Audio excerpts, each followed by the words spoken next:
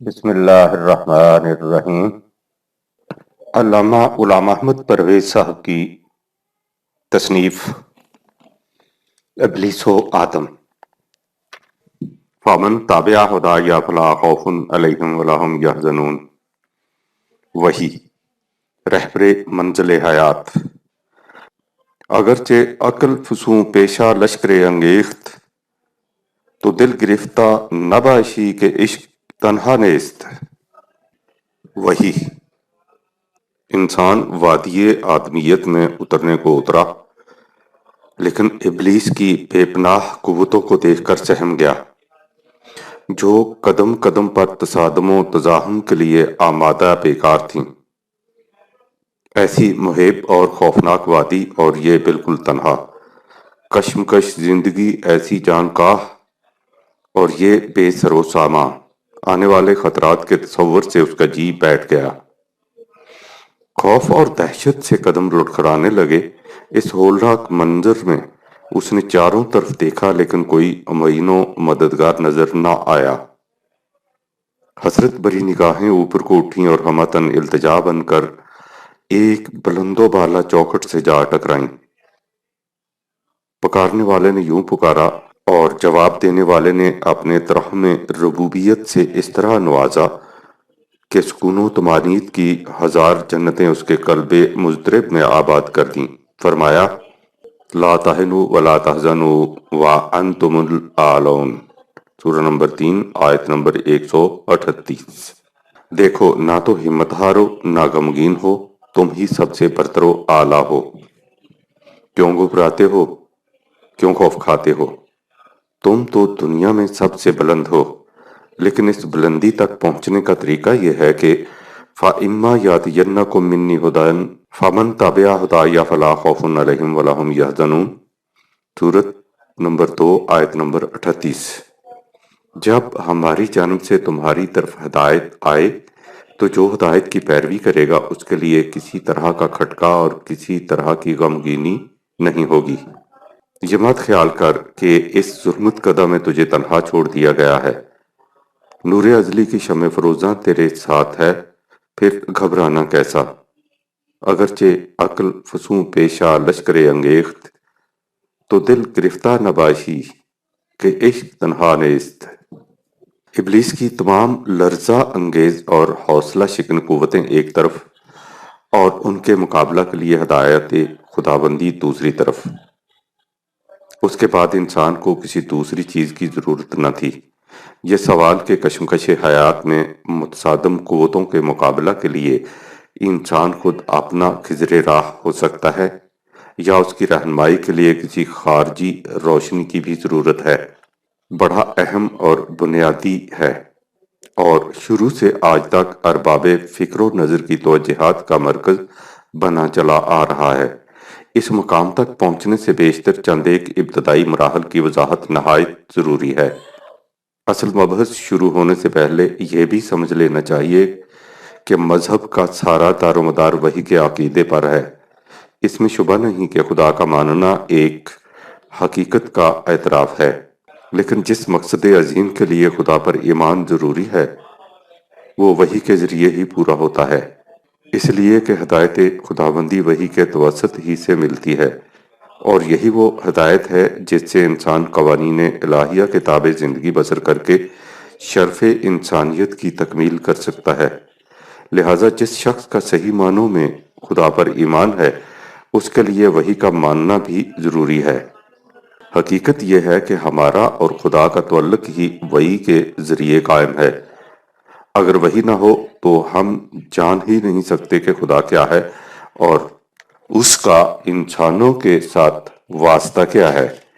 یہی وجہ ہے کہ ہم سے خدا کی معرفت پہچاننے کا مطالبہ نہیں، مطالبہ اس کی نازل کردہ وحی کی مدد سے اس پر ایمان لانے کا ہے۔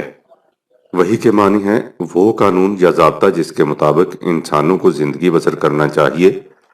یہ ضابطہ یا قانون عقل انسانی کا پیدا یا تجویز کردہ نہیں، بلکہ انسانی عقل سے ماوراء خود خدا کی طرف سے ملا ہے۔ مشکل یہ ہے کہ مغربی تعلیم نے ہماری ذہنیت کو اس درجہ محسوسات کی چار دیواری میں محبوس کر دیا ہے کہ وہ مادہ سے آگے کسی اور دنیا کو بمشکل تسلیم کرتی ہے۔ 19ویں صدی کے اخیر تک کائنات کے متعلق مغرب کے سائنسدانوں کا تصور میکانیکی تھا، جس میں ماورائے مادہ کسی عقیدے کی گنجائش نہ تھی۔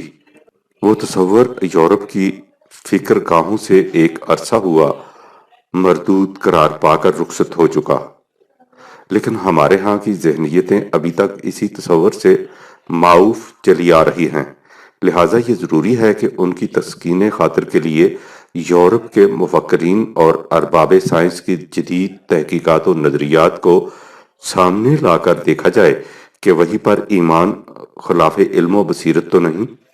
سب سے پہلے دیکھنا یہ ہے کہ کیا نوع انسانی کے سامنے کوئی سوال، پرابلم بھی ہے جسے اس کو بحیثیت انسان حل کرنا ہے۔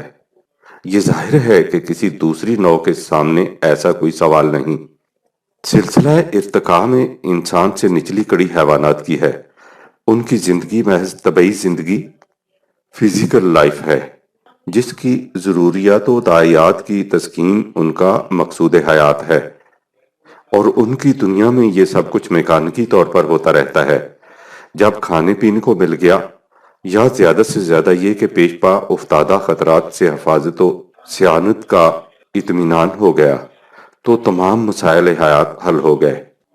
اس کے بعد کوئی پیکان کاوش نہیں جو ان کے پیکر سکون میں وجہ اضطراب ہو، کوئی نشتر تجسس نہیں جو ان کی رگ طمانینت کے لیے باعث خلش ہو، کوئی اسرار و بواطن نہیں جن کی پردہ کشائی کا جنوں انہیں حیران و سرگرداں رکھے، کوئی رموز و غوامض نہیں جن کی گناہ و حقیقت سے آگہی کا تقاضا ان پر دن کا چین اور رات کی نیند حرام کر دے۔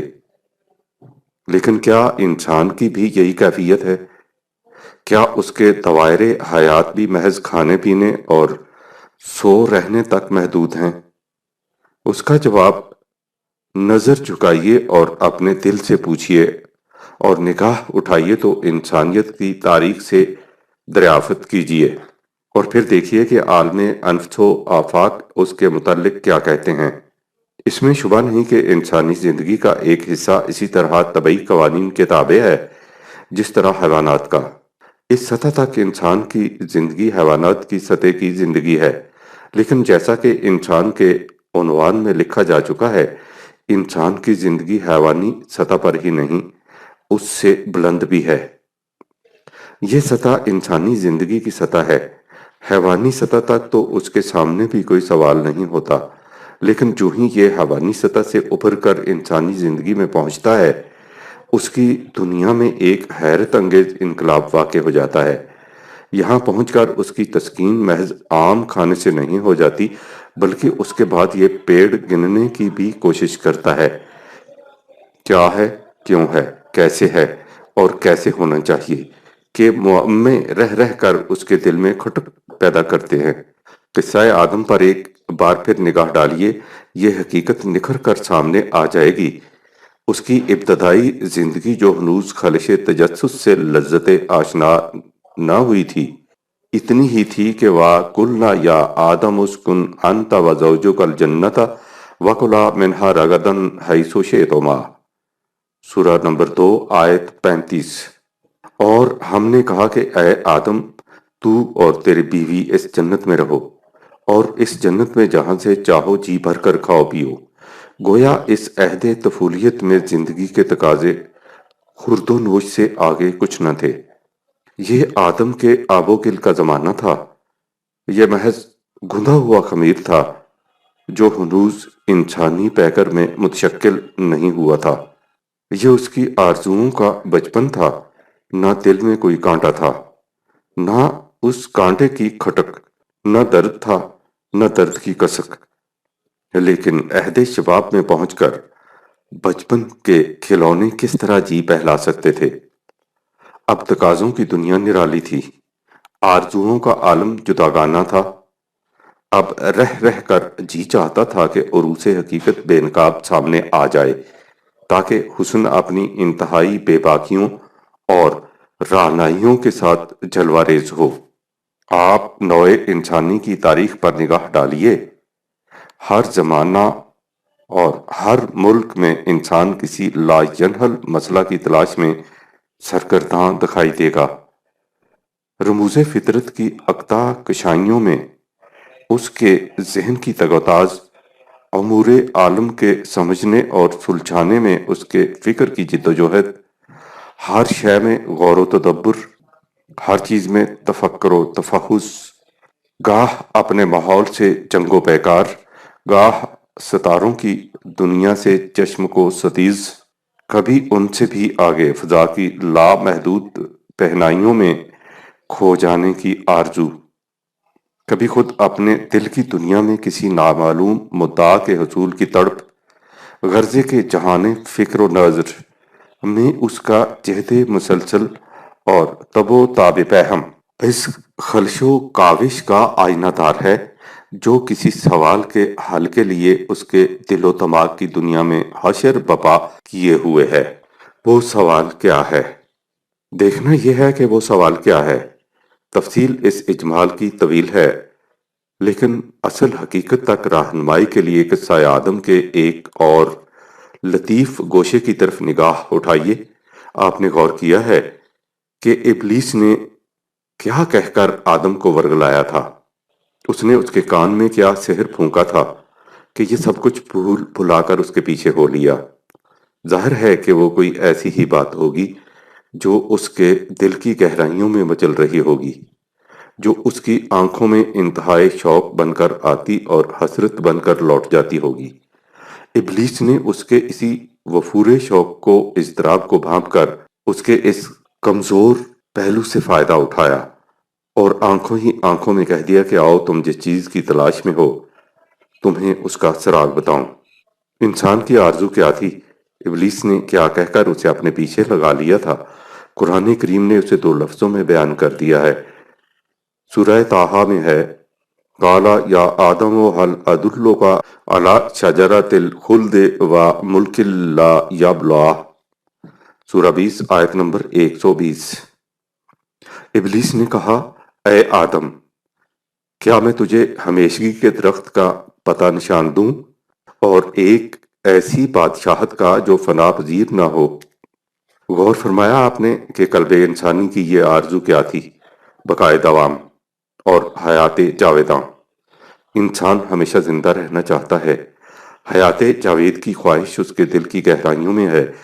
یہی ہے وہ سوال جو روز اول سے اس کے سامنے ہے۔ یہی ہے وہ معمہ جس کے حل کی تلاش نے اسے یوں لال بر آتش بنا رکھا ہے۔ ابلیس کے متعلق ہم دیکھ چکے ہیں کہ وہ عقل بے باک کا مظہر ہے۔ اس کے دعوی انکار کا مدار اس منطقی توجیہ پر تھا کہ انا خیر منہ خلقتنی من نار و خلقتہ من طین۔ سورہ نمبر 7 آیت 12۔ میں آدم سے بہتر ہوں، مجھے تو نے آگ سے پیدا کیا اور اسے مٹی سے، اس لیے میں اسے سجدہ کیوں کروں؟ اور اپنے اس منطقی استدلال کو ایسا حرف آخر سمجھ لیا کہ جس نے اسے آگ سے اور اسے مٹی سے پیدا کیا تھا، اپنے استدلال کے مقابلہ میں اس کی حکمت کی بھی کوئی حیثیت نہ سمجھی۔ اسی کا نام عقل بے باک ہے۔ انسان کے دل میں حیات جاوید اور بقائے دوام کی خواہش بجا اور درست، لیکن اس کے حصول کا جو ذریعہ عقل بے باک نے بتایا وہ یکسر غلط اور گمراہ کن تھا، اور اس کا نتیجہ حبوط و تنزل۔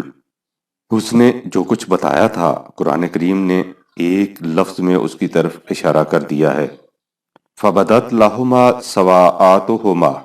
سورہ 20 آیت 121۔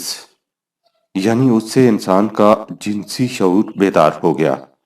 ابلیس نے اس کے کان میں یہ زہر پھونکا کہ حیات جاوید افزائش نسل کے ذریعے حاصل کی جا سکتی ہے۔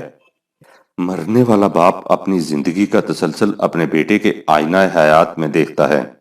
وہ خوش خوش مرتا ہے کہ میرا اور میرے خاندان کا نام دنیا میں باقی ہے، میرا چراغ روشن ہے، میرے شجرے زندگی کی شاخ آگے بڑھ رہی ہے۔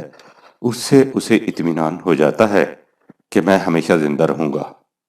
وہ اس سے حیات جاوید کی خواہش کی تسکین حاصل کر لیتا ہے، لیکن قرآن کریم کہتا ہے کہ یہ ابلیس کا فریب ہے، یہ عقل بے باک کا دھوکہ ہے۔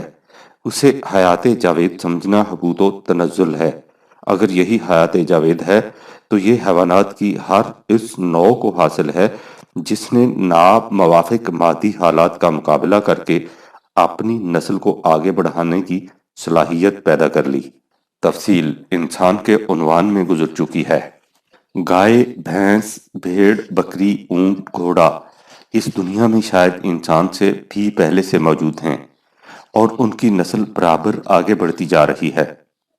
اس قسم کی حیات جاوید کا تو مطلب یہ ہے کہ انسان اور حیوان میں کچھ فرق ہی نہیں، بلکہ ایک حیثیت سے انسان درجۂ حیوانات سے بھی گر جاتا ہے، کیونکہ افزائش نسل سے یہ خود اپنے دشمن پیدا کرتا جاتا ہے۔ ایک فرد دوسرے فرد کی جان کا لاگو، ایک قوم دوسری قوم کے مٹانے کی فکر میں بعضکم لبعض عدو 2/36 مختلف افراد میں ایسی وجز ٹھک جاتی ہیں۔ عدو کے یہی معنی ہے جن سے ایک فرد دوسرے فرد سے الگ ہو جاتا ہے، جس سے انسان کی عالمگیر برادری ٹکڑے ٹکڑے ہو جاتی ہے۔ علاوہ بری نسل کے ذریعے حیات جاوید کے تصور کا مفہوم یہ ہے کہ انسان حیوانی ارتقاء کے میکانیکی عمل ہی کی ایک کڑی ہے، اور اس کی زندگی فقط طبعی زندگی فزیکل لائف ہے، لہٰذا اس کے سامنے مسئلہ صرف اس قدر ہے کہ طبعی حوائج و ضروریات کو کس طرح پورا کیا جائے اور اس میں دیگر افراد و اقوام سے کس طرح مسابقت و منافست حاصل کی جائے۔ ظاہر ہے کہ یہ مسئلہ چونکہ عالم طبیعیات سے متعلق ہے، اس لیے اس کا حل بھی علم محسوسات یعنی دنیائے عقل کے دائرہ کے اندر ہے۔ لہٰذا انسانی مسئلہ کو صرف اس قدر ماننے والے نہ انسانی زندگی کو طبعی زندگی سے زیادہ کچھ مانتے ہیں، اور نہ اس کے لیے عقل انسانی کے علاوہ کسی اور روشنی کی رہنمائی کی ضرورت کے قائل ہیں۔ آج کی اصطلاح میں اس روش فکر و اسلوب حیات کا نام مادہ پرستی سمجھ لیجئے۔ اس کے برعکس خالق کائنات نے بتایا کہ یہ غلط تصور ہے۔ انسان کو جو فنا ہو جانے کا خوف اور مٹ جانے کا غم ستا رہا ہے، اس کا علاج علم محسوسات عقل کے بس کی بات نہیں، اس لیے کہ انسان طبیعت و محسوسات کے ماورا کچھ اور بھی ہے۔ اس کے لیے ضروری ہے کہ یہ راز حیات سے آگاہ ہو، یہ حقیقت کا ادراک کر سکے، یہ اس سر عظیم کو سمجھ لے کہ زندگی اپنے طول و عرض دونوں میں ایک غیر منقطع وحدت انڈویزیبل یونٹی ہے۔ طول میں اس طرح کہ زندگی کی جوئے رواں مرنے کے بعد بھی مسلسل جاری رہتی ہے، اور عرض میں اس طرح کے تمام نوع انسانی کی تخلیق اور نشو و نما ایک فرد واحد کی طرح ہوتی ہے، لیکن ان امور کا پالینا عقل انسانی کے بس کی بات نہیں۔ اس کے لیے ایک خارجی روشنی کی اسی طرح ضرورت ہے جس طرح آنکھ کے لیے سورج کی روشنی کی۔ ظاہر ہے کہ یہ نہج فکر اس انداز نگاہ سے بالکل مختلف ہے جو زندگی کو محض حیوانی سطح پر دیکھتی ہے۔ یہ دونوں اسالیب فکر دو الگ الگ بنیادیں ہیں جن پر دو مختلف تہذیبوں کی عمارت اٹھتی ہے۔ یہ ظاہر ہے کہ کسی نظام فکر و تمدن پر غور کرنے سے بیشتر یہ ضروری ہوتا ہے کہ اس اساس و بنیاد کو دیکھا جائے جس پر وہ نظام قائم ہے، جو نظام انسان کی طبعی زندگی ہی کو منتہا و مقصود سمجھے۔ اس کے نتائج عالم طبیعیات میں کتنے ہی درخشندہ و تابناک کیوں نہ ہوں، اس گروہ کے لیے کبھی وجہ اطمینان نہیں ہو سکتا، اور جو انسان کو اس کے طبعی پیکر سے کچھ ماورا بھی سمجھتا ہے، اور جس کا مقصود یہ ہے کہ انسان کی طبعی اور ماورا طبعی دونوں زندگیاں سربلند و شاداب ہونی چاہیے۔ سوال ہمارے سامنے یہ ہے کہ کیا انسان محض پیکر آب و گل ہی کا نام ہے، یا اس سے ماورا کچھ اور بھی ہے؟ اور کیا راز حیات و ادراک حقیقت یعنی انسان کا اپنی اور کائنات کی حقیقت کو سمجھ لینا تنہا عقل انسانی کے لیے ممکن ہے؟ آئندہ صفحات میں اسی اجمال کی تفصیل اور اسی سوال کا حل پیش کرنے کی کوشش کی جائے گی۔ وما توفیقی الا باللہ العلی العظیم۔ آئندہ صفحات میں راز حیات اور ادراک حقیقت کی اصطلاحات اسی مفہوم کے لیے استعمال ہوئی ہیں۔ علم الاشیاء۔ انسان کے شرف و مجد کا راز علم میں ہے، لہٰذا علم ہی وہ ذریعہ ہو سکتا ہے جس سے اسے حقیقت کی آگہی حاصل ہو۔ لیکن سوال یہ ہے کہ وہ کون سا علم ہے جس سے یہ امکان واقعہ کی صورت اختیار کر سکتا ہے۔ علم کی دنیا پر نگاہ ڈالیے تو سب سے پہلے ہمارے سامنے محسوسات کا علم آتا ہے۔ یہی وہ علم ہے جسے قصہ آدم میں علم الاسماء سے تعبیر کیا گیا ہے۔ جیسا کہ ذرا آگے چل کر معلوم ہوگا، اسماء کا لفظ ایسا جامع ہے کہ محسوسات و تصورات کی پوری دنیا اس کے اندر سمٹ کر آ جاتی ہے۔ محسوسات کی دنیا میں کسی شے کا علم ممکن نہیں جب تک اس کا تصور آپ کے ذہن میں نہ آ جائے، اور کسی چیز کا تصور ممکن نہیں جب تک اس کا نام نہ رکھ دیا جائے۔ اس لیے علم الاسماء یا علم الاشیاء در حقیقت تصوراتی علم، کانسیپچول نالج ہے۔ اس سے انسان کائنات کے محسوس و مرئی پہلو کے متعلق آگہی حاصل کر سکتا ہے۔ لہٰذا اس علم کی دنیا انسانی حواس، سینسز کے دائرہ تک محدود ہے، یعنی انسانی حواس، سینسز اسے جو معلومات، ڈیٹا بہم پہنچاتی ہیں، ان سے اسے اشیاء کائنات کا محسوس علم، پرسیپچول نالج حاصل ہوتا ہے، اور اس کا ذہن اس محسوس علم کے مختلف گوشوں میں باہمی امتزاج سے جو تصورات قائم کرتا ہے انہیں کانسیپچول نالج کہا جاتا ہے۔ انسان کے لیے یہ علم بھی کچھ کم شرف و مزیت کا موجب نہیں۔ دنیائے طبیعت، فزیکل ورلڈ کی تسخیر اسی علم کی بنا پر ہے۔ انسان کو غاروں سے نکال کر آسمان کی وسعتوں میں اذن بال کشائی اسی علم نے عطا کیا ہے۔ یہ بھی حقیقت ہے کہ انسان کو صرف حواس ہی نہیں دیے گئے بلکہ اس کے ساتھ قوت فکر و تمیز، انٹیلیکٹ بھی ودیت کی گئی ہے۔ قوت عقل کا فریضہ تنقید ہے، یعنی اس کی خبر رساں ایجنسیاں جو معلومات بہم پہنچاتی ہیں، عقل ان پر تنقید کر کے استدلال کے ذریعے اپنے حدود کے اندر صحیح اور غلط کا موازنہ کرتی ہے۔ عقل انسانی آنکھ دکھاتی ہے کہ چاند میں آدمی بیٹھا ہے۔ عقل اس خبر پر تنقید کرتی ہے اور استدلال کے ذریعہ اس نتیجہ پر پہنچتی ہے کہ اس میں آدمی نہیں ہو سکتا۔ یہ فریب نگاہ ہے۔ یا ہم دور سے دھواں اٹھتا دیکھتے ہیں تو عقل فیصلہ کر دیتی ہے کہ نیچے آگ ہے۔ اس طرح عقل انسانی جزیات سے استنباط نتائج کے بعد کلیات یا علت، کاز سے معلول، ایفیکٹ تک پہنچتی ہے۔ علم اور اس کے ساتھ عقل کی قوت تنقید انسان کی مابع الامتیاز خصوصیت ہے۔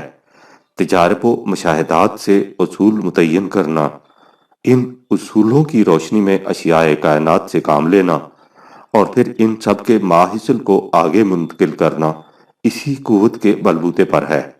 انسان کے پاس اپنے اسلاف کا جس قدر سرمایہ ہے وہ اسی قوت کی بدولت جمع ہوا، اسی کی وجہ سے محفوظ ہے اور اسی کے ذریعے آگے منتقل ہوتا ہے۔ اس کے تمدن و عمرانیت کی متاع گراں بہا قوت عقل و فکر کی بنا پر روز بروز بڑھتی چلی جا رہی ہے۔ فلسفہ کلام، تاریخ، طبقات الارض، حیت، فلکیات، حیاتیات، طبیعت، ماورات طبیعت، علم النفس، معاشیات، سیاست مدن، تدبیر منازل، غرضے کے دنیائے محسوسات کے قدیم و جدید علوم و فنون، عقل و بصیرت، فہم و فراست، دانش و بینش، تدبر و تفکر اور شعور و ادراک ہی کے کرشمے ہیں۔ اس لیے قوت عقل کی عظمت سے کسے انکار ہو سکتا ہے؟ لیکن عقل کی اس عظمت و تفوق کے باوجود سوال یہ پیدا ہوتا ہے کہ کیا عقل اس حقیقت کا ادراک کر سکتی ہے جس کی طرف شروع میں اشارہ کیا گیا ہے؟ جو ہماری اس بحث کا نقطۂ ماسکہ اور مرکز ثقل ہے۔ کیا وہ اس سوال کا حل پیش کر سکتی ہے جس نے قلب انسان کو طلسم پیچ و تاب بنائے رکھا ہے؟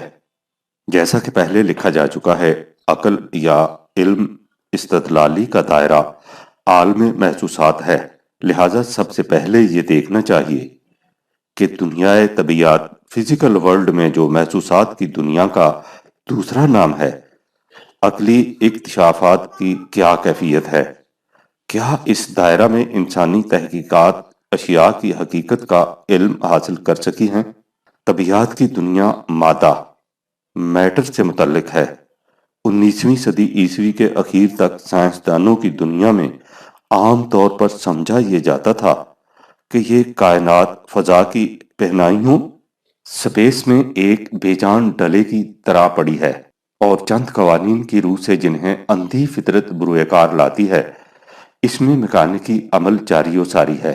کل تک یہ تحقیق سائنس کے مسلمات میں سمجھی جاتی تھی۔ کائنات کے متعلق اس میکانیکی تصور میکینکسٹک کانسیپٹ آف یونیورس کا اثر یورپ کی تمام دنیائے فکر پر چھا رہا تھا، جس کا نتیجہ وہ تمدن ہے جو آج یورپ اور اس کے ساتھ باقی دنیا کو جہنم کے عمیق و محیب گڑھوں کی طرف کشاں کشاں لیے جا رہا ہے۔ لیکن 20ویں صدی کے شروع سے یورپ کی دنیائے سائنس میں ایک عظیم انقلاب کے آثار ابھرنے شروع ہوئے، جس نے چند ہی سال کے عرصہ میں مادیت، میٹیریلزم اور کائنات کے میکانیکی تصور کی بنیادوں میں تزلزل پیدا کر دیا۔ سب سے پہلے تحقیقات کا رخ اس طرف مڑا کہ جس چیز کو ہم ٹھوس اور جامد، سالڈ اینڈ انرٹ مادہ کہتے ہیں، وہ نہ ٹھوس ہے، نہ جامد اور نہ ہی اپنے اصطلاحی معنوں میں مادہ، بلکہ وہ برقیات، الیکٹرونز کا مجموعہ ہے جو ہر وقت گردش کرتے رہتے ہیں، اور یہ ظاہر ہے کہ برق، الیکٹریسٹی، توانائی، انرجی کے سوا اور کچھ نہیں۔ مادہ کے متعلق اب تحقیق یہ ہے کہ مادہ کیا ہے؟ تمام مادہ توانائی ہی کی ایک شکل ہے۔ در حقیقت کسی شے میں آخر کار انجماد، سولیڈٹی اور مادیت کا تصور ہی غلط ہے۔ جو کچھ موجود ہے محض توانائی ہے۔ آرلینز آف مین نالج، پیج 192۔ اس نظریہ کی روح سے مادہ کی دنیا در حقیقت غیر مادی دنیا قرار پا جاتی ہے۔ توانائی مادہ کی تعریف، ڈیفینیشن میں آتی ہی نہیں، اس لیے اب کائنات کی اصل مادہ نہیں بلکہ ماورائے مادہ سمجھی جاتی ہے۔ یہی چیز ہے جس کے متعلق جیسا کہ پہلے لکھا جا چکا ہے، سر جیمز جینز نے اپنی کتاب دی مسٹیریس یونیورس میں کہا ہے کہ کائنات نور کی سرب مہر لہریں ہیں۔ لیکن اس سے بھی آگے بڑھیے تو حکیم آئنسٹائن کے نظریہ اضافیت، ریلیٹیوٹی نے اس تصور میں مزید انقلاب پیدا کر دیا ہے۔ اس کا نظریہ زمان و مکان، theory of the time and space, ایک بے حد دقیق فنی مسئلہ ہے، لیکن اس نظریہ کی روح سے قائم شدہ تصور کے متعلق رسل کے الفاظ میں اتنا سمجھ لینا کافی ہوگا کہ نظریہ اضافیت نے زمان مکان میں سمو کر مادیت کے روایتی تصور کو فلاسفروں کے دلائل سے کہیں زیادہ مجروح کیا ہے۔ عقل عامہ کے نزدیک مادہ وہ ہے جو زمان میں قائم اور مکان میں گردش کرتا ہے، لیکن اضافیت کے قائل عالم طبیعت کے نزدیک یہ تصور اب باطل ہے۔ اب مادہ کا ٹکڑا مختلف خصوصیات کا حامل ٹھوس ٹکڑا نہیں رہا، بلکہ باہمی مربوط حوادث کا مجموعہ قرار پا گیا ہے۔ Reconstruction of the religious thought in Islam, یعنی حکیم آئنسٹائن کی تحقیق کی روح سے مادہ کوئی ایسی شے نہیں جو ٹھوس اور جامد وجود رکھتی ہو، بلکہ وہ چند مربوط حوادث، انٹر ریلیٹڈ ایونٹس یا خیالات منجمد، کنڈنسڈ تھاٹس کا مجموعہ ہے جس کی اصل حرکت یا توانائی ہے۔ لہٰذا طبعی سائنس نے اب تمام اشیاء کو حرکت، موومنٹ میں تبدیل کر دیا ہے۔ کائنات جو ہمیں اشیاء کا مجموعہ نظر آتی ہے، ایک ٹھوس شے نہیں جو فضا میں پڑی ہے، یہ شے تھنگ ہے ہی نہیں بلکہ عمل، ایکٹ ہے، یا حوادث، ایونٹ کی عمارت۔ اندازہ فرمائیے کہ 19ویں صدی کے اواخر اور 20ویں صدی کے اوائل میں عالم طبیعیات میں کائنات کی اساس و بنیاد کے متعلق کس قدر عظیم الشان تبدیلی واقع ہو چکی ہے۔ یہ وہ تبدیلی ہے جس سے سائنس کو اپنی کوتاہیوں کا خود اعتراف ہو گیا ہے۔ Belief and action by viscount Samuel, page 39۔ کائنات کا تصور اور اس کی وجہ سے اب مادیت کی بجائے کائنات کا روحانی تصور انصب قرار پا گیا ہے۔ لہٰذا وہی سائنس جو 19ویں صدی کے اخیر تک کائنات کے مکانیکی تصور سے یورپ کی دنیا کو خالص مادیت کی طرف لیے جا رہی تھی، اب اپنی ہی تحقیقات کی روح سے ماوراء مادیت یعنی کائنات کے روحانی تصور کی طرف لیے آ رہی ہے۔ سچ ہے بقول بیکن، فلسفہ کا تھوڑا سا علم انسان کو دہریہ بنا دیتا ہے، لیکن اس کی گہرائیوں میں اتر کر انسان یکسر مذہب پرست بن کر نکلتا ہے۔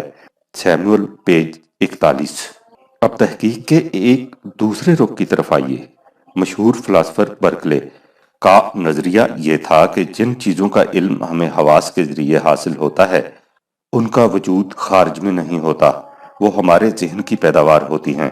مثلا ایک پھول آپ کو سرخ نظر آ رہا ہے تو اس کی یہ سرخی پھول کے اندر موجود نہیں ہوتی، بلکہ روشنی کی لہریں دیکھنے والے کے دماغ پر ایسا اثر مرتب کرتی ہیں جس سے اسے سرخ رنگت کا احساس ہوتا ہے۔ ہمارے زمانہ میں پروفیسر وائٹ ہیڈ نے اس نظریہ کو مزید دلائل سے مستحکم کرنے کی کوشش کی ہے۔ اس سے ظاہر ہے کہ حواس کے ذریعے اشیاء کا جو علم ہمیں حاصل ہوتا ہے وہ در حقیقت فریب نگاہ ہے۔ اس حسین فریب کے متعلق پروفیسر ایڈنگٹن نے اپنے مختصر لیکن نہایت جامع lecture science and the unseen world میں بڑے دلکش انداز میں بحث کی ہے۔ وہ لکھتا ہے کہ ہم سب اس فریب میں مبتلا ہیں کہ نفس انسان کی گہرائیوں تک پہنچنا تو خیر ناممکن ہے، لیکن مادہ کی حقیقت آسانی سے سمجھ میں آ سکتی ہے۔ لیکن ذرا سوچئے کہ مادہ کی حقیقت کا علم ہمیں حاصل کس طرح ہوتا ہے۔ یہی ہوتا ہے نا کہ مادی شے سے کوئی اثر، انفلوئنس باہر آتا ہے اور ہمارے نظام عصبی کے کسی انتہائی کنارہ سے ٹکراتا ہے۔ اس سے ہمارے اندر کچھ طبیعیاتی اور کیمیائی، فزیکل اینڈ کیمیکل تبدیلیاں پیدا ہوتی ہیں جو اعصاب کے تاروں سے دماغ تک پہنچتی ہیں۔ وہاں پہنچنے پر ایک معمہ، مسٹری ظہور میں آتا ہے، یعنی انسان کے دل مائنڈ میں ایک خیالی تصور، امیج یا سنسنی کی کیفیت، سینسیشن پیدا ہوتی ہے جو اس تحریک یا ہیجان سے مختلف ہوتی ہے جو اعصاب میں ہوئی تھی، یعنی اعصاب نے اس شے کا اثر کچھ اور لیا تھا اور دل میں اس کا اثر کچھ اور پیدا ہوا۔ اس اثر سے جو نتیجہ حاصل کیا جاتا ہے وہی اس شے کا علم کہلاتا ہے۔ اس علم کے متعلق جو جی میں آئے کہیے، لیکن اتنا تو بدیہی ہے کہ یہ علم بہرحال شے متعلقہ کی اصل و حقیقت کا علم نہیں ہو سکتا، اس لیے کہ اس شے کی اصل و حقیقت اعصاب کے تاروں کے ذریعے ذہن انسانی تک پہنچ ہی نہیں سکتی۔ اعصاب کے ذریعے صرف وہ اثرات منتقل ہوتے ہیں جو انہوں نے اخذ کیے تھے۔ ان اثرات سے ہم ایک نتیجہ مستنبط کر لیتے ہیں، لہٰذا یہ استنباطی یا استخراجی علم انفرڈ نالج مادہ کے پیکر کا عکس ہوتا ہے، نہ کہ اس کی حقیقت۔ یہی وجہ ہے کہ مادی اشیاء سے متعلق علم کو محض رموز و اشارات، سمبلز کے ذریعے بیان کیا جاتا ہے، اور یہ ظاہر ہے کہ اشارات اسی صورت میں استعمال کیے جاتے ہیں جب کسی شے کی حقیقت کا علم نہ ہو، جیسے الجبرا میں ایکس کی علامت ایک نامعلوم مقدار، ان نون کوانٹٹی کی قائم مقام ہوتی ہے۔ ذہن انسانی ان اشارات کو اخذ کرتا رہتا ہے۔ ایک ہی قسم کے اشارات کو بار بار اخذ کرنے سے ان سے مرتب شدہ عکس پختہ ہو جاتا ہے، لیکن اس عکس کو اصل شے کی حقیقت سے کوئی تعلق نہیں ہوتا، لہٰذا ان اشیاء سے ہم حقیقت کا علم نہیں حاصل کر سکتے، جس طرح محتاع نشر الصوت براڈ کاسٹنگ اسٹیشن سے نشر شدہ آوازوں سے ہم براڈ کاسٹنگ اسٹیشن کی حقیقت کا علم حاصل نہیں کر سکتے۔ آج آپ اگر کسی عالم طبیعیات سے پوچھیں کہ اس نے ایتھر یا برقیہ الیکٹرون کے متعلق بالآخر کیا تحقیق کیا ہے، تو اس کا جواب ایسا نہیں ہوگا جیسے کسی میز یا کرسی کے متعلق کچھ بتا دیا جائے، بلکہ وہ چند اشارات، سمبلز اور ریاضی کی چند مساوات، ایکویشن گنا دے گا۔ اب اگر اس سے پوچھا جائے کہ یہ اشارات کیا بلا ہیں، تو اس کا جواب یہ ملے گا کہ علم طبیعیات کو اس سے کچھ واسطہ نہیں، اس علم کے پاس کوئی ایسا ذریعہ نہیں جس سے یہ اشارات کے نیچے اصل حقیقت کی گہرائی تک اتر سکے۔ دنیا طبیعیات کے متعلق ان اشارات اور مساوات ہی کا علم حاصل ہو سکتا ہے، نہ کہ اس فطرت کا جس کے مظہر یہ اشارات ہیں۔ Science and the unseen world, chapter 3۔ ان تصریحات کو سامنے رکھیے اور پھر سوچئے کہ عقل، علم استدلالی کے ذریعے غیر مرئی و غیر محسوس دنیا تو ایک طرف، خود محسوسات کی دنیا میں حقیقت کا علم کس قدر حاصل ہو سکتا ہے، اور سائنس اپنے نتائج مستخرجہ کے متعلق حتمی اور یقینی طور پر کیا کہہ سکتی ہے۔ یہی وجہ ہے کہ خود یورپ کے جلیل القدر محققین اب رفتہ رفتہ اس نتیجہ پر پہنچ رہے ہیں کہ علم محسوسات کے ذریعہ ادراک حقیقت ممکن نہیں۔ سر جیمز جینز کائنات کے مسئلہ پر نہایت عالمانہ بحث کرنے کے بعد جس نتیجہ پر پہنچا ہے وہ یہ ہے کہ جو کچھ کہا گیا ہے اور جو نتائج تجربتاً پیش کیے گئے ہیں، سچ تو یہ ہے کہ وہ تمام محض قیاسی اور غیر یقینی ہیں۔ ہم نے اس مسئلہ پر بحث کرنے کی کوشش کی ہے کہ کیا عہد حاضر کی سائنس ان مشکل مسائل کے متعلق جو ہمیشہ کے لیے ماورائے سرحد ادراک رکھے گئے ہیں کچھ کہہ سکتی ہے۔ ہم زیادہ سے زیادہ روشنی کی ایک مدھم کرن دیکھ پائے ہیں، اس سے زیادہ ہم کوئی دعویٰ نہیں کر سکتے، اور ہو سکتا ہے کہ یہ کرن بھی فریب نگاہ ہی ہو، اس لیے کہ اس باب میں ہمیں کچھ دیکھنے کے لیے اپنی آنکھوں پر بہت بوجھ ڈالنا پڑا ہے۔ سو آج یہ دعویٰ قطعاً نہیں ہو سکتا کہ دور حاضرہ کی سائنس کوئی یقینی اعلان کر سکتی ہے، بلکہ انسب یہ ہے کہ سائنس کو چاہیے کہ اس قسم کے اعلان کرنا چھوڑ دے۔ علم کے دریا کا رخ اکثر اوقات پیچھے کی طرف مڑتے بھی دیکھا گیا ہے۔ دا مسٹیریس یونیورس۔ ریڈن یونیورسٹی کا طبیعیات کا پروفیسر ڈاکٹر جیمز آرنلڈ کروتھر لکھتا ہے، نظام فطرت اپنی گہری بنیادی سادگی میں اس قدر تحیر انگیز ہے کہ دنیا سائنس میں کسی موضوع پر حرف آخر آخری انسان کے لیے ہی چھوڑ دینا پڑتا ہے۔ The great design, page 52۔ اسی کتاب میں علم الافلاک کا ماہر، کیلیفورنیا کی رصدگاہ کا ڈائریکٹر ڈاکٹر ایکٹن ستاروں کی دنیا کی کرشمہ سازیوں سے متحیر ہو کر لکھتا ہے، کائنات کی ابتدا اور اس کی انتہا کے متعلق ہم کچھ بھی نہیں جانتے۔ سر فرانسس ینگ ہیسبنڈ اپنے مقالہ میں لکھتا ہے، ہم سائنس سے جو کچھ معلوم کر سکتے ہیں وہ اتنا ہی ہے کہ علم کا سمندر بے کنار ہے، اور ہم یہی معلوم کر سکتے ہیں کہ ہم فطرت کے متعلق کبھی بھی کچھ نہیں جان سکتے۔ یہ تو تھے علماء طبیعیات، اب ایک عالم تاریخ کی زبان سے سنیے۔ پروفیسر الفریڈ کوبن نے سن 1942 میں تہذیب مغرب کی شکست و ریخت پر ایک کتاب لکھی تھی، جس میں اس نے ان تمام عناصر سے بحث کی تھی جو اس تہذیب کے اجزاء ہیں، اور اس کے بعد بتایا تھا کہ اس تہذیب کی تعمیر میں کس قدر خرابی کی صورت مضمر تھی۔ دنیا سائنس پر بحث کرتے ہوئے وہ لکھتا ہے، ہم کبھی یہ تصور نہیں کر سکتے، اور تو اور سائنس کی محدود دنیا میں بھی یہ قطعی حقیقت کا ادراک کر لیا گیا ہے، ایسا نہیں ہو سکتا جب تک اس تمام محسوس کائنات کا علم حاصل نہ ہو جائے۔ The crisis of civilization, page 94-95۔ عقل، ریزن کے متعلق پروفیسر صاحب کا بیان یہ ہے کہ گزشتہ کچھ عرصہ سے عقل، ریزن کچھ ایسی راندہ ترقاع ہوئی ہے کہ اب اسے چند فریب خوردہ ماورا طبعی لوگوں کی متروک توہم پرستی خیال کیا جاتا ہے۔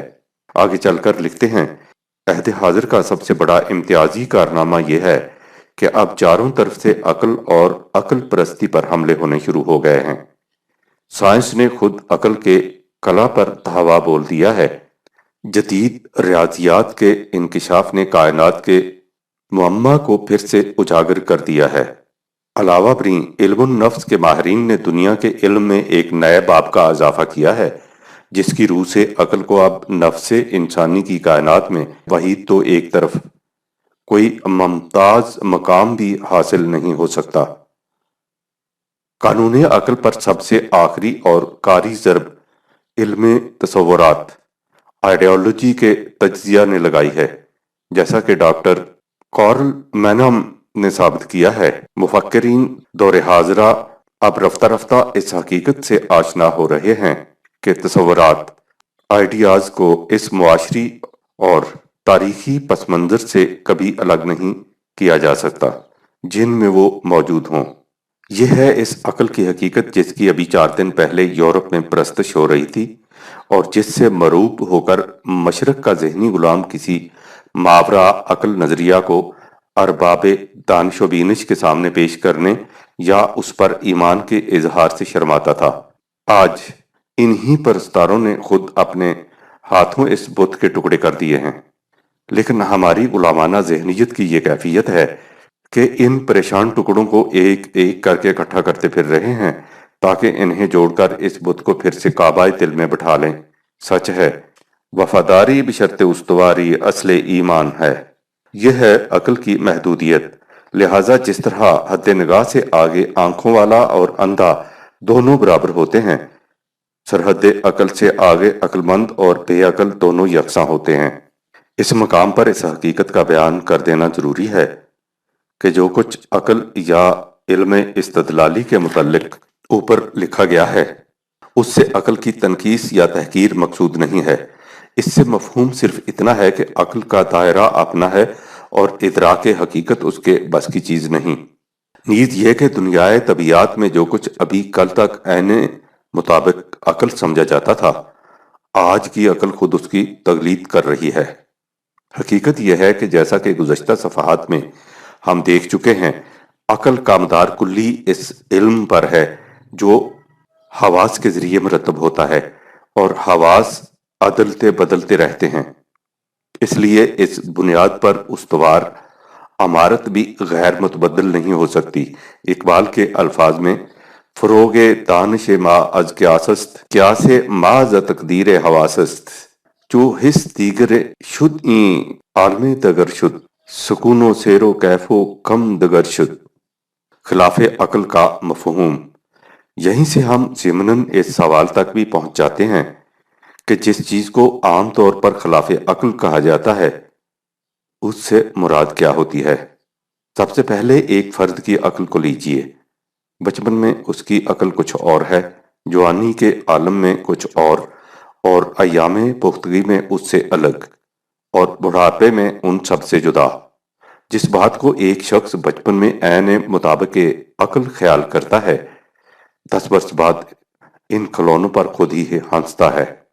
جن نظریات زندگی کو وہ عالم شباب میں عین تقاضائے عقل خیال کرتا ہے، ذرا پختگی کو پہنچ کر ان پر خود ہی نادم ہوتا ہے۔ بڑھاپے میں پہنچ کر کیفیت ہی بدل جاتی ہے۔ وہ ساری دنیا کو بے عقل سمجھتا ہے اور دنیا خود اس پر ہنستی ہے۔ وَمَن تُعَمِّرْهُ نُنَكِّسْهُ فِي الْخَلْقِ أَفَلَا يَعْقِلُونَ، سورہ نمبر 36 آیت 68۔ جسے ہم طویل عمر دیتے ہیں اسے نگونسار کر دیا کرتے ہیں، کیا یہ لوگ پھر بھی نہیں سمجھتے؟ ایک طرف زمانہ کے امیال و عواطف بدل چکے ہوتے ہیں، دوسری طرف اس کی قوت حافظہ کا یہ حال ہوتا ہے کہ جو کچھ پہلے سے جانتا ہے اسے بھی بھول چکتا ہے۔ وَاللَّهُ خَلَقَكُمْ ثُمَّ يَتَوَفَّاكُمْ وَمِنْكُمْ مَنْ يُرَدُّ إِلَىٰ أَرْذَلِ الْعُمُرِ لِكَيْ لَا يَعْلَمُ بَعْدَ عِلْمٍ شَيْئًا إِنَّ اللَّهَ عَلِيمٌ قَدِيرٌ، سورہ نمبر 16 آیت 70، نیز سورہ 22 آیت 5۔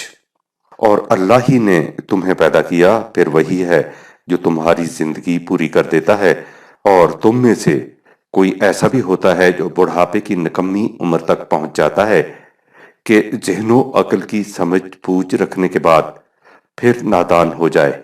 بے شک اللہ سب کچھ جاننے والا، ہر بات کی قدرت رکھنے والا ہے۔ ان حالات میں کہیے کہ جب کوئی شخص کسی چیز کے متعلق کہتا ہے کہ یہ خلاف عقل ہے تو اس سے کیا سمجھا جائے؟ یہ تو خلاف عقل کا سوال ہے۔ جس چیز کو وہ آج عین مطابق عقل کہتا ہے، کل ہی اسے خلاف عقل کہنے لگ جائے گا۔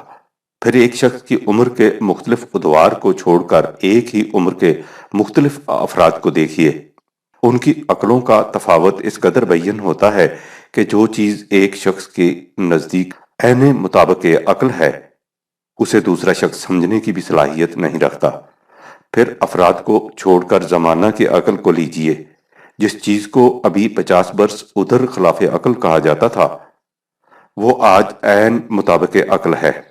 اگر کسی سے 20-30 برس ادھر کہا جاتا کہ ایک آدمی لندن کے کسی گوشے میں بات کرے تو دنیا کے کونے کونے میں بیک وقت پہنچ جاتی ہے، تو وہ اسے پاگل خانے بھجوانے کی کوشش کرتا۔ لیکن آج یہی خلاف عقل بات ہر شخص کے مشاہدہ کی چیز ہے، لہٰذا جس چیز کو ہم آج خلاف عقل کہتے ہیں، اس کی کیا دلیل ہے کہ وہ فی الواقع عقل کے خلاف ہے؟ خود مادہ اور دنیائے طبیعیات کے متعلق سائنس کی تحقیقات کے اختلاف، اور وہ بھی صدیوں میں نہیں بلکہ چند سال کے عرصہ میں، گزشتہ صفحات میں ہماری نظر سے گزر چکے ہیں۔ ایسے اختلاف جو فرعی اور جزئی نہیں بلکہ اصولی اور کلی ہیں۔ کہیے کہ جو چیز یوں عدلنے بدلنے والی ہو، اسے ادراک حقائق کا قابل اعتماد ذریعہ کیسے قرار دیا جا سکے؟ لہٰذا عقل و فکر کو چھوڑ کر کسی بات کو اندھا دھند مان لینا خلاف شرف انسانیت ہے۔ تو کسی بات سے محض اس لیے انکار کر دینا کہ وہ میری یا میرے زمانہ کی عقل کے خلاف ہے، یہ بھی انتہائی حماقت اور ضد ہے۔ قرآن کریم نے سورہ یونس کی 2 جلیل القدر آیات میں ان دونوں گروہوں کا ذکر نہایت دل آویز اور بصیرت افروز انداز میں فرمایا ہے۔ پہلے اس گروہ کا ذکر کیا جو عقل و فکر سے کام نہیں لیتا اور محض ظن و تخمین کی اتباع کرتا ہے۔ وَمَا يَتَّبِعُ أَكْثَرُهُمْ إِلَّا ظَنًّا إِنَّ الظَّنَّ لَا يُغْنِي مِنَ الْحَقِّ شَيْئًا إِنَّ اللَّهَ عَلِيمٌ بِمَا يَفْعَلُونَ سورہ 10 آیت نمبر 36۔ اور ان لوگوں میں زیادہ تر ایسے ہیں جو صرف وہم و گمان کی باتوں پر چلتے ہیں، اور یہ حقیقت ہے کہ حق کے مقابلے میں ظن و گمان کچھ کام نہیں دے سکتا۔ یہ جو کچھ کر رہے ہیں، اللہ اس سے بے خبر نہیں۔ دوسرا گروہ وہ ہے جو حقیقت سے محض اس لیے انکار کر دیتا ہے کہ وہ اس کی عقل کے خلاف ہے اور اس کے اپنے احاطۂ علم میں نہیں آ سکتی۔ بل کذبوا بما لم یحیطوا بعلمہ ولما یاتہم تاویلہ کذالک کذب الذین من قبلہم فانظر کیف کان عاقبۃ الظالمین سورہ 10 آیت نمبر 39۔ نہیں، یہ بات نہیں ہے۔ اصل حقیقت یہ ہے کہ جس بات پر یہ اپنے علم سے احاطہ نہ کر سکے اور جس بات کا نتیجہ بھی پیش نہیں آیا، اس کے جھٹلانے پر آمادہ ہو گئے۔ ٹھیک اسی طرح ان لوگوں نے بھی جھٹلایا تھا جو ان سے پہلے گزر چکے ہیں۔ تو دیکھو ظلم کرنے والوں کا کیسا کچھ انجام ہو چکا ہے۔ غور سے دیکھیے تو انکار و وجود کے جس قدر گوشے نظر آئیں گے، وہ انہی 2 کیفیتوں کے مظہر ہوں گے۔ صحیح روش یہ ہے کہ ظن و تخمین پر بھروسہ کرنے والوں کو چاہیے کہ فکر و نظر سے کام لیں، اور تنہا اپنی عقل پر بھروسہ کرنے والوں کو چاہیے کہ عقل کی محدودیت کو بھی پیش نظر رکھیں۔ گزشتہ صفحات میں جو کچھ لکھا گیا ہے، اس سے یہ حقیقت ہمارے سامنے آ گئی کہ سائنس یا علم محسوسات کی روح سے کلی حقیقت کا ادراک نہیں ہو سکتا۔ J.W.N. سولون اپنی کتاب لیمیٹیشنز آف سائنس میں لکھتا ہے، سائنس کو اب اپنے متعلق احساس ہو گیا ہے، اس لیے اب اس میں فروتنی اور انکسار بھی آ گیا ہے۔ اب ہمیں یہ نہیں پڑھایا جاتا کہ حقیقت کا علم حاصل کرنے کے لیے سائنس کا طریقہ ہی واحد طریقہ ہے۔ واحد طریقہ تو ایک طرف، اب تو دنیائے سائنس کے مشاہیر اس امر پر مصر ہیں، اور بڑی شدت سے مصر، کہ یہاں تک ادراک حقیقت کا تعلق ہے سائنس صرف جزوی سا علم بہم پہنچا سکتی ہے۔ دنیائے معاملات اور عقل، ہم دیکھ چکے ہیں کہ اور تو اور خود عالم طبیعیات میں بھی حقیقت کا ادراک عقل کے بس کی چیز نہیں۔ اب سائنس اور فلسفہ کی دنیا سے نیچے اتر کر معاملات کی دنیا میں آئیے اور دیکھیے کہ کیا اس دنیا میں بھی عقل انسانی رہنمائی کے لیے کافی ہو سکتی ہے۔ ہم پہلے لکھ چکے ہیں کہ وہی نظام انسانی ذات کے داعیات و مقتضیات کی تسکین کر سکتا ہے جو حقیقت پر مبنی ہو، اور چونکہ عقل ادراک حقیقت نہیں کر سکتی، اس لیے یہ ظاہر ہے کہ عقل کی روح سے وضع و متشکل کردہ نظام انسانی معاملات کی دنیا میں کبھی فلاح و سعادت کے نتائج پیدا نہیں کر سکتا۔ اس باب میں عقل کی ناقصیت فقط اتنی ہی نہیں کہ اس کا دائرہ محدود ہے، بلکہ اس کی کمزوری اس سے بھی کہیں گہری ہے۔ ظاہر ہے کہ انسان پتھر نہیں، اس کے سینے میں جذبات کا ایک طوفان ہے جو ہر وقت متلاطم رہتا ہے۔ جذبات اور عقل کی کشمکش ایسی اور بدیہی ہے جس کے لیے کسی دلیل کی ضرورت نہیں۔ جب جذبات مثلا غصہ، حسد، انتقام یا دوسری طرف جذبہ محبت انسان پر غالب آ جاتے ہیں تو وہ کر بیٹھتا ہے جس پر طوفان جذبات کے فرو ہونے پر خود ہی نادم ہوتا ہے، اور اتنا نقصان اٹھاتا ہے کہ بعض اوقات اس کا عمر بھر افسوس رہتا ہے۔ حتیٰ کہ بعض مقامات پر انسان جذبات سے مغلوب ہو کر جان تک پر کھیل جاتا ہے۔ ایک بیمار جانتا ہے کہ فلاں چیز کھانے سے مرض بڑھ جائے گا، لیکن جاننے کے باوجود اسے کھا لیتا ہے، اس کی سزا بھگتتا ہے۔ ایک شخص جانتا ہے کہ قتل کی سزا موت ہے، لیکن جوش انتقام میں اندھا ہو جاتا ہے اور پھانسی کے تختے پر لٹک جاتا ہے۔ یہاں تک تو بدیہیات کی حدیں تھیں جن کے اندر ہم محسوس کر لیتے ہیں کہ فلاں عمل جذبات کے ماتحت سرزد ہوا ہے اور فلاں تقاضائے عقل سے، لیکن قیامت تو اس سے آگے بڑھ کر شروع ہوتی ہے جہاں عقل ہیلا جو خود جذبات سے متاثر ہو کر انسان کو ناصح مشفق کے نقاب میں فریب دیتی ہے۔ اس باب میں علم تجزیہ نفس، فزیو انالیسس نے ایک حد تک ان حقیقتوں کا اکتشاف کیا ہے جو اس سے بیشتر پردہ شہود پر نہ آئی تھیں۔ ہرچند یہ فن ابھی اپنے عہد طفولیت میں ہے، لیکن بائی ہمہ اس نے نفسیاتی دنیا میں فی الواقع ایک نئے باب کا اضافہ کیا ہے۔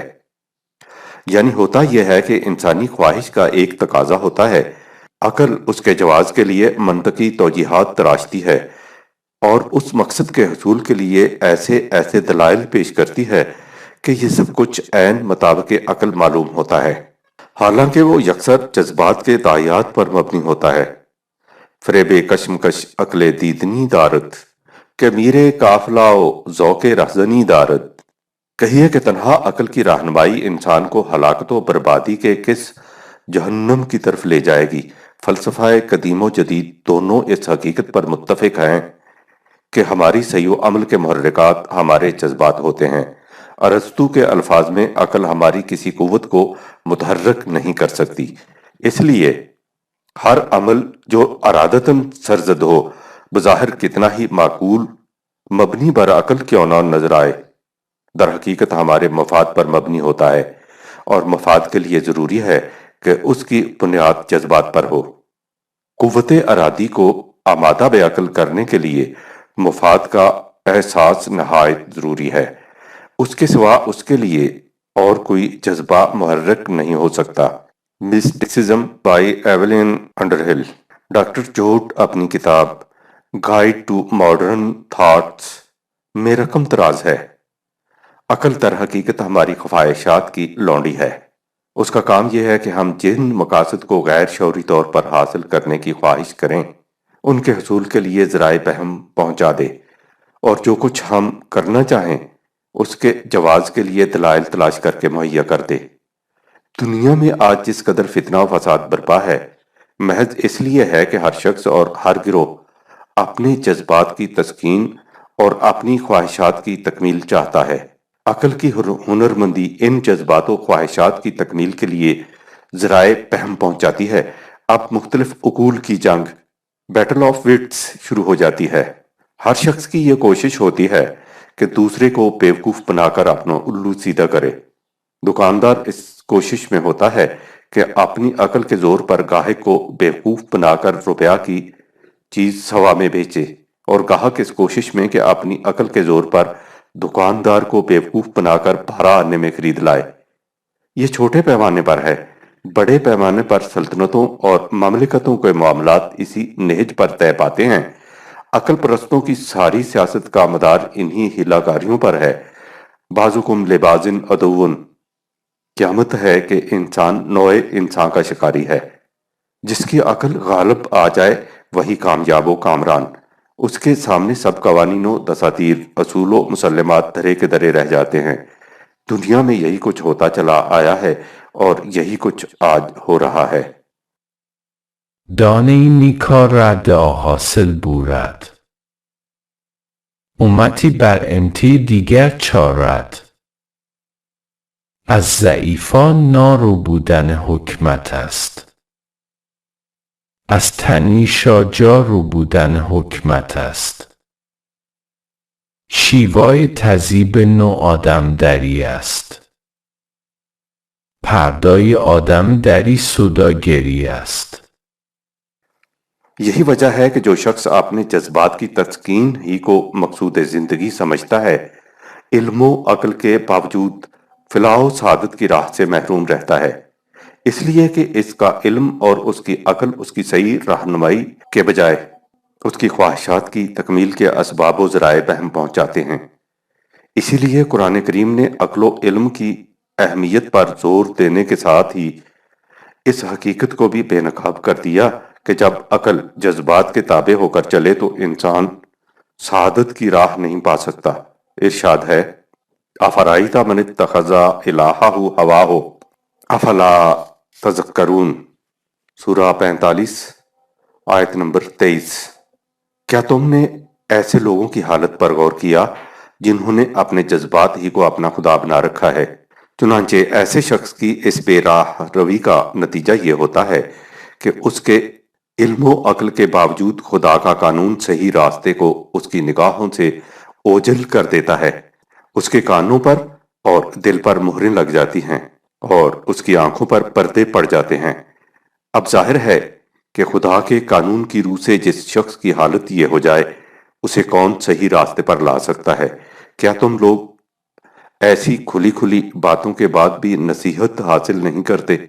سماعت و بصارت و قلب، یہی تو ذرائع علم تھے، لیکن جب عقل و علم جذبات و خواہشات کے تابع ہو جائیں تو کانوں اور آنکھوں پر پردے پڑ جاتے ہیں اور دل غلافوں میں لپٹ جاتا ہے۔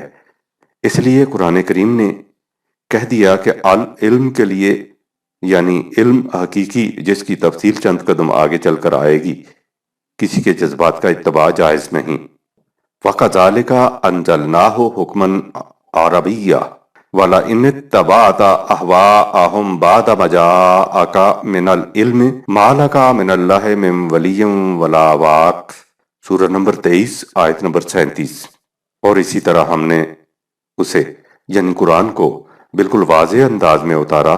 اگر حصول علم کے بعد تو نے ان لوگوں کے جذبات کی پیروی کی تو سمجھ لے کہ پھر اللہ کے مقابلہ میں نہ تو تیرا کوئی کارساز ہوگا نہ بچانے والا۔ انسانی جذبات راستہ کے پرفریب مناظر رنگ و بو میں الجھ کر رہ جانا چاہتے ہیں، لیکن جس کی نگاہوں کے سامنے حقیقت کی روشنی ہو وہ منزل کی سوچتا ہے، خواہ وہ منزل دور اور راستہ پرخطر ہی کیوں نہ ہو۔ قصہ قارون کے ضمن میں فرمایا، فَخَرَجَ عَلَىٰ قَوْمِهِ فِي زِینَتِهِ وَلَا يُلَقَّاهَا إِلَّا الصَّابِرُونَ، سورہ نمبر 28 آیت نمبر 89-80۔ چنانچہ جب ایسا ہوا کہ قارون اپنی قوم کے سامنے اپنی آرائش اور ساز و سامان کے ساتھ نکلا تو جو لوگ صرف حیات دنیوی اور اس کے ساز و سامان ہی کے طالب تھے وہ کہنے لگے، اے کاش ہمارے پاس بھی یہی عیش و عشرت کے سامان اور اسباب تنم ہوتے جو قارون کو دیے گئے ہیں۔ بلا شبہ بلا شبہ وہ بڑا ہی نصیباور ہے، مگر ان لوگوں نے جو علم کی روشنی رکھتے تھے ان کی یہ باتیں سن کر یہی کہا، تمہارا ناس ہو، جو حصہ خدا کے قانون کے مطابق دنیا اور آخرت میں ملتا ہے وہی ان لوگوں کے لیے بہترین چیز ہے جو ایمان لے آئے ہوں اور ساتھ ہی نیکوکار بھی ہوں، مگر وہ حصہ صرف انہی لوگوں کو دیا جاتا ہے جو اپنے پروگرام پر استقامت کے ساتھ عمل پیرا رہیں۔ یہی وجہ ہے کہ مفاد عاجلہ ہی کو اصل حیات سمجھنے والوں اور یوں اپنے جذبات کی تسکین میں کامیابی محسوس کرنے والوں کا علم جذبات کی چار دیواری میں سمٹ کر رہ جاتا ہے اور ان کی نگاہوں کو مجمل حقیقت تک نہیں پہنچنے دیتا۔ وَمَا لَهُم بِهِ مِنْ عِلْمٍ وَهُوَ أَعْلَمُ بِمَنِ اهْتَدَىٰ، سورہ نمبر 53 آیت 28-30۔ اور انہیں اس کے متعلق کچھ بھی علم نہیں ہے، وہ لوگ محض ظن و گمان کی پیروی کر رہے ہیں، اور ظاہر ہے کہ حقیقت کے متعلق یہ ظن و تخمین ذرا بھی فائدہ نہیں دے سکتے۔ تو اے پیغمبر اسلام، جو لوگ ہمارے ذکر کو سنتے اور اس پر کاربند ہونے سے آراز اور روگردانی کا معاملہ کریں اور صرف دنیوی زندگی ہی کے طلبگار ہوں، تو تم بھی ان سے آراز کرو اور ان کی مطلق پرواہ نہ کرو۔ ان بدنصیبوں کا مبلغ علم اتنا ہی ہے، وہ اپنی قبول حق کی صلاحیت کو کھو چکے ہیں اور اس کے علاوہ وہ اب کچھ کر نہیں سکتے۔ یقیناً جو لوگ خدا کے راستہ سے گم ہو گئے ہیں تمہارا پروردگار انہیں خوب جانتا ہے، اور وہ انہیں بھی خوب جانتا ہے جو حقیقت کا راستہ پا گئے ہیں۔ رفتہ رفتہ اس کی حالت یہ ہو جاتی ہے کہ اس کی عقل یکسر جذبات کے تابع ہو جاتی ہے اور وہ غلط راستہ پر چلنے کے باوجود سمجھتا یہ ہے کہ بالکل راہ راست پر ہوں۔ یہ شقاوت انسانی کی آخری حد ہے۔ وَمَن يَعْشُ عَن ذِكْرِ الرَّحْمَٰنِ نُقَيِّضْ لَهُ سُلْطَانًا فَهُوَ لَهُ قَرِينٌ وَإِنَّهُمْ لَيَصُدُّونَهُمْ عَنِ السَّبِيلِ وَيَحْسَبُونَ أَنَّهُمْ مُهْتَدُونَ، سورہ نمبر 43 آیت نمبر 36-37۔ اور جو لوگ خدائے رحمان کے ذکر، نصیحت و احکام الہی سے منہ موڑ لیتے ہیں، ہم ان کے لیے ایک شیطان مقرر کر دیتے ہیں جو ان پر مسلط ہو جاتا ہے، بس پھر وہی ان کا ساتھی اور ہم نشیں ہوتا ہے۔ اور دیکھو پھر ایسا ہوتا ہے کہ یہی لوگ خود افراد نسل انسانی کو حقیقت کے راستہ سے روکنے لگتے ہیں اور خود ہی ایک دوسرے کے لیے شیطان بن جاتے ہیں اور یہی سمجھتے رہتے ہیں کہ وہ صحیح راستہ پر چل رہے ہیں۔ یہی وہ مقام ہے جس کے متعلق فرمایا کہ باوجود آنکھیں رکھنے کے انسان اندھا ہو جاتا ہے، سب کچھ دیکھتا بھالتا ہے لیکن تباہی کے جہنم کی طرف چلا جاتا ہے۔ اقوام سابقہ کے قصص کے سلسلہ میں فرمایا، وَآدَمَ وَثَمُودَ وَقَدْ تَبَيَّنَ لَكُم مِّن مَّسَاكِنِهِمْ وَزَيَّنَ لَهُمُ الشَّيْطَانُ أَعْمَالَهُمْ فَصَدُّوهُمْ عَنِ السَّبِيلِ وَكَانُوا مُسْتَبْصِرِينَ، سورہ نمبر 29 آیت 38۔ اور دیکھو ہم نے عاد و سمود جیسی زبردست قوموں کو بھی تباہ و برباد کر دیا، ان کی تباہی کچھ چھپی ہوئی نہیں ہے، ان کی آبادیوں سے تم پر تباہی کی یہ داستان خوب آشکارا ہو چکی ہے۔ یہ تباہی کیوں آئی؟ محض اس لیے کہ شیطان نے ان کی بد عملیوں کو ان کی نگاہوں میں خوشنما بنا رکھا تھا اور وہ انہیں متواتر حق کے راستے سے روکتا رہا، چنانچہ بار بار کی خدائی تہنیتوں کے باوجود انہیں اپنی بے راہ روی کا احساس تک نہ ہو سکا۔ اور یہ بات نہیں تھی کہ وہ اندھے ہو چکے ہوں یا انہیں نظر نہ آتا ہو، دنیاوی معاملات میں وہ ویسے بڑے ہوشیار اور دیدہ ور تھے۔ اس کی تفسیر دوسرے مقام پر ان الفاظ میں بیان ہوئی ہے، وَلَقَدْ مَكَّنَّاهُمْ فِي مَا إِن مَّكَّنَّاكُمْ فِيهِ وَحَاقَّ بِهِم مَّا كَانُوا بِهِ يَسْتَهْزِئُونَ، سورہ 46 آیت نمبر 26۔ اور ہم نے زمین میں انہیں اتنا اقتدار دے رکھا تھا جتنا تمہیں بھی نہیں دیا، اور ہم نے انہیں دیکھنے کے لیے آنکھیں، سننے کے لیے کان اور سمجھنے کے لیے دل دے رکھے تھے، مگر ان کی وہ آنکھیں، کان اور دل کچھ بھی کام نہ آ سکے، کیونکہ وہ ان کی قبول حق کی صلاحیت کو خود ہی کھو چکے تھے، اس وجہ سے کہ وہ آیات الہی کا ضد اور ہٹ دھرمی سے انکار کیا کرتے تھے، اور اس حد تک پہنچ کر صلاحیت باقی نہیں رہا کرتی، اور بالآخر جن چیزوں کا وہ مذاق اڑایا کرتے تھے، یعنی عذاب الہی، وہ ان پر نازل ہو کر رہیں۔ اور اگر آپ کے نزدیک عاد و سمود کی یہ داستانیں اتنی پرانی ہیں کہ ان کا اثر زائل ہو چکا ہے، تو خود اپنی آنکھوں کے سامنے یورپ کے مستبصرین کی حالت کو دیکھ لیجئے، کس طرح وہ خود اور ان کے ساتھ پوری دنیا ہلاکت میں گر چکی ہے، اور باوجود آنکھیں رکھنے کے کوئی نجات کی راہ دکھائی نہیں دیتی۔ دکھائی دے بھی کس طرح، ایک تو عقل خود محدود، پھر اس پر وہ امیال و عواطف سے متاثر اور جذبات کے نرگے میں گری ہوئی۔ یہی وجہ ہے کہ انسان کی نگاہ محض سطح پر رہتی ہے، معاملات کی گہرائی تک نہیں اتر سکتی۔ اسی لیے فرمایا، وعسى أن تكرهوا شيئا وهو خير لكم وعسى أن تحبوا شيئا وهو شر لكم والله يعلم وأنتم لا تعلمون۔ سورہ 2 آیت نمبر 216۔ بہت ممکن ہے ایک بات کو تم برا سمجھتے ہو اور وہ تمہارے حق میں بہتر ہو، اور ایک بات تمہیں اچھی لگتی ہو اور اسی میں تمہارے لیے برائی ہو، پس اپنے جذبات کی پسندیدگی اور ناپسندیدگی کی بنا پر اعمال کی اچھائی برائی کا فیصلہ نہ کرو۔ اللہ جانتا ہے کہ تمہارے لیے کس ناگواری میں خوشگواری اور کس پسندیدگی میں ناپسندیدگی ہے، مگر تم نہیں جانتے۔ عقل کی یہی کوتاہ دامنی ہے جس کی بنا پر انسان ان چیزوں کی آرزو کرتا رہتا ہے جو در حقیقت اس کے لیے مضر ہوتی ہیں۔